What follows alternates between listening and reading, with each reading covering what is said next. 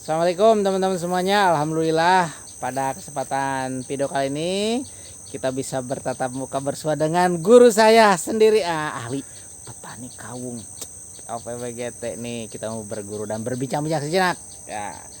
Assalamualaikum Kang Dang. Waalaikumsalam warahmatullahi wabarakatuh. Bagaimana nih kita to the point aja potensi bisnis kawung? Ini kayak di depan. Ya nanti kita sambil ngelihat, tapi ini sambil jalan kan. Selain kawung, beliau ini kan ada ternak sapinya, nanam kurmanya, tapi saya sekarang fokus di kawung. Nih, kita belum berbincang, kita lihat dulu nih. Ini pohon kawung atau aren ya, Arenga pinnata, usia 2 tahunan ya kan ya? Ya, 2 tahun lebih lah. Ini yang genjah ini, lihat. Jadi kalau sosok kawung biasanya di kebun kita itu di pinggiran desa menakutkan. Nah ini tinggal ngebersihkan dan tinggal di halaman rumah.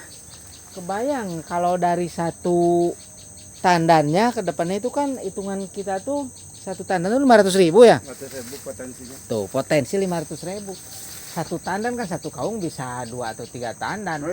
Murah sampai puluhan, Bos. Oh iya sampai, tapi maksudnya masa panen yang yang berbarengan. Iya, betul. Paling bisa 2 ya, kurang lebih 2 atau 3, itu pun katanya bisa mengurangi. Tapi kalau disusun secara global keseluruhan dengan 1 itu lebih besar, kalau 2 pasti ada pembaginya. Iya. Lebih sedikit tapi secara keseluruhan pasti lebih banyak. Dan ya yang saya salutnya itu sosok Kang Dangna yang low profit tapi profitnya gede. Oke, kita lihat nanti ke sebelah sana, kita sambung lagi, oke? Kita sambil lihat ke pembibitan. Nah teman-teman, ini sosok pembibitan aren usia 5 bulanan sampai 8 bulan kalau nggak salah. Nah ini lokasinya di kandang sapi ini ya, karena kandang sapi ini operasinya ya tiap menjelang Idul Adha. Jadi untuk memanfaatkan lahan, mengoptimalkan lahan, dibuatlah lokasi pembibitan. Dan nanti kita lihat yang di depan ya, pembibitan yang lebih besar. Torman. Nah ini teman-teman, kalau yang ini usia 2 tahun sejak masa skarifikasi. Masa untuk ya pokoknya perlakuan tanaman yang bijinya susah tumbuh, itu namanya skarifikasi ya teman-teman. Dan ini 2 tahun tuh sejak ya pemecahan bijinya tumbuh dari berkecambah. Tuh secara rangkum. Nah ini udah besar. Kalau yang tadi yang ditanam itu 2 tahun sejak masa tanam di lapangan. Sebenarnya setahun sejak itu telat setahun turun ke itu. Jadi kurang maksimal ya. Tapi ini ya namanya karena bukan jauh teh nguruskeun. Nah berbicara potensi nih Kang Dang ya, tadi nyambung ya. Menurut Kang Dang sendiri, kita kan paham ya Indonesia itu negara agraris, perkebunannya banyak, mulai dari karet, kemudian kelapa sawit ataupun kelapa. Ini menurut Kang Dang potensi terbaiknya kawung, karet, coklat dan lain-lain, mending mana? Pertama di pasarnya. Gula merah itu dibutuhkan tiap hari di setiap rumah. Gitu ya, di keluarga. Tiap rumah lah ya, pemakaian konsumsinya. Sedang sampai saat ini nggak ada tradisi, belum kebiasaan. Maksudnya nggak ada tekad tawis gitu menggeser gitu.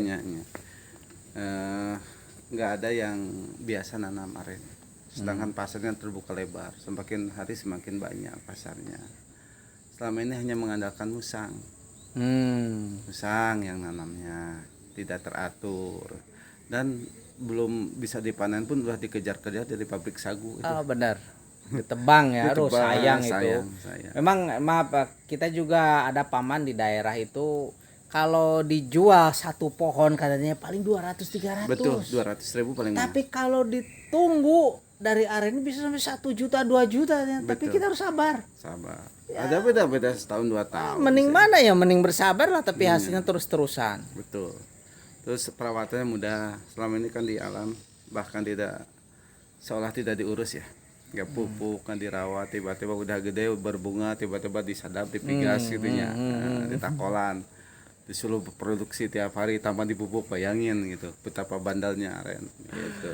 Udah pasarnya, udah perawatannya mudah, terus potensinya bukan hanya gula, ijuk juga, terus kolang kaling juga, nanti di akhirnya keruyung juga kayunya. Jadi terus ke alam juga sangat ramah lingkungan.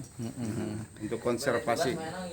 Oke, siap. Konservasi lingkungan juga dia. Bagus ya, memang. Sampai 7 meter ke bawah. Wis. Jadi dia makanya dia bagus ditanam di daerah yang curam yang rawan longsor. Dan dia juga bisa menyimpan airnya lebih banyak. Lebih banyak. Dia ramah terhadap binatang, beda dengan sawit. Kalau di sekitar aren itu macam-macam yang bisa hidup, lebah lah, burung, apa makanya, silakan aja. Ke airnya juga bagus. Dan yang jelas yang saya pahami itu ketika hasil panen itu kan gula aren, gula merah, gampang pemasarannya, nggak mesti ke pabrik, nggak mesti ada izin itu ini ya. Itu nggak perishable gitu, nggak tahan lama, jadi nggak bisa dikerjain sama tangkulak gitu ya. Karena kalau nggak dibeli air, besok sebulan 2 bulan dia juga masih kuat. Betul. Dan intinya kita pangsa pasar tetangga juga pasti butuh. Pasarnya juga harganya stabil. Dan konon nih kalau dengar kabar untuk pengadaan gula sendiri ya. Masyarakat udah mulai memahami bahwa gula aren itu jauh lebih sehat. Betul ya Kak? Betul. Gula aren itu jauh lebih sehat. Kesehatan orang Indonesia banyak remaja-remaja generasi penerus nih. Wah, udah diperkenalkan tiap hari lihat bibit lah. Jadi mereka itu udah kenal ya. Karena biasakanlah sejak kecil, sejak dini itu melihat potensi. Kalau kita sebagai pebisnis, potensi bisnis yang ada di lingkungan kita, nggak usah jauh-jauh. Contohnya aren seperti Kang Dang ini. Lanjut sekarang. Luar biasa lah, silahkan aja dihitung-hitung. Ada tanaman yang panen sehari 2 kali. Tanaman apa ya?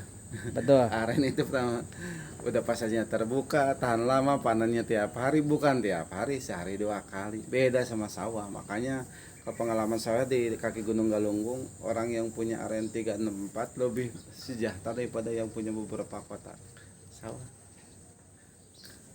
Teman-teman, jadi begitulah ya potensi aren. Oke teman-teman, ada lagi nih masukan ya buat masyarakat, khususnya kami yang tinggal di Jawa Barat itu karena jarangnya orang yang bisa nyadap aren.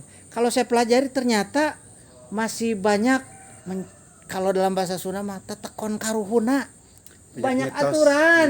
Banyak mitos. Jadi pemuda-pemuda tuh aduh susah Pak kalau nyadap aren tuh harus gini, harus gitu. Padahal kalau saya perhatikan di daerah dengan mudahnya ada pemukulan, ada pengayunan, udah selesai itu aja kan. Penting mah hatinya harus, kalau jangankan aren, ternak yang produksi tiap hari itu hati kita itu harus bagus. Kalau banyak atau kayak ayam petelur, sapi perah, kambing perah, puyuh. Kalau kitanya enggak, itu langsung kelihatan efeknya. Ya.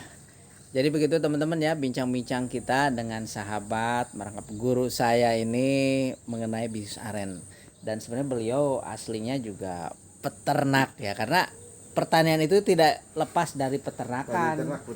Dan dengan area yang ya tidak lebih dari 1 hektar ini pun bisa menghasilkan ya, di bawah 1/2 hektar kan ini itu 7 are, iya 5 are kan 12. Wah, jauh di bawah 1 hektar pun bisa menghasilkan tuh potensi bibitnya ya. Selain aren ini ada alpukat, kemudian ada tadi contoh-contoh tanaman yang bisa menghasilkan nutrisi untuk pakan yang lebih tinggi. Dan ini pun ada pohon-pohon jeruk yang memang semuanya menjadi ya orang bilang menjadi cuan semuanya. Oke teman-teman, pokoknya panteng terus di channelnya Juragan Paneli bersama Lala Rasfatala. Salam sukses, salam cuan, salam berkah semuanya. Assalamualaikum warahmatullahi wabarakatuh. Assalamualaikum warahmatullahi wabarakatuh.